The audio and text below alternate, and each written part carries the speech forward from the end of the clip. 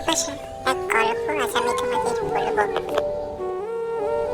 বিশাল পার্কে থাকতো একটি মিষ্টি কুকুর লিলি, আর তার ছোট্ট ছেলে টফি ছিল তার নয়নের মণি। লিলি সবসময় টফিকে আগলে রাখতো, খেলাধুলা শেখাতো, বিপদ থেকে রক্ষা করত।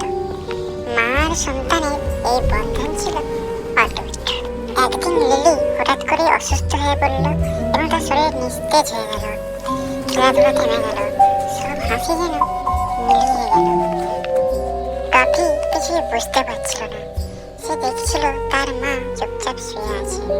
সে ভাবছিল তার মা হয়তো আবার ডাকবে। লিলি বুঝতে পারছিল তার সময় ফুরিয়ে আসছে। সে চুপকে বেরিয়ে সে টফিকে জড়িয়ে ধরতে চেয়েছিল। সে বলতে চেয়েছিল, তুমি চিন্তা করো না, আমি সবসময় তোমার সাথে আছি। পরের দিন সকালে লিলি আর চোখ খুলল না। টফি অনেক ডাকাডাকি করল, কিন্তু কোনো সাড়া পেল না। টফি বুঝে গেল তার মা আর নেই। তার মনে পড়ছিল মায়ের শেষ আদর। টফি বড় হলো আর মায়ের স্মৃতি রয়ে গেল তার হৃদয়ে। এটাই তাকে শেখালো যে ভালোবাসা কখনো মরে না। মায়ের ভালোবাসা চিরন্তন সত্য, যা কখনো মরে না।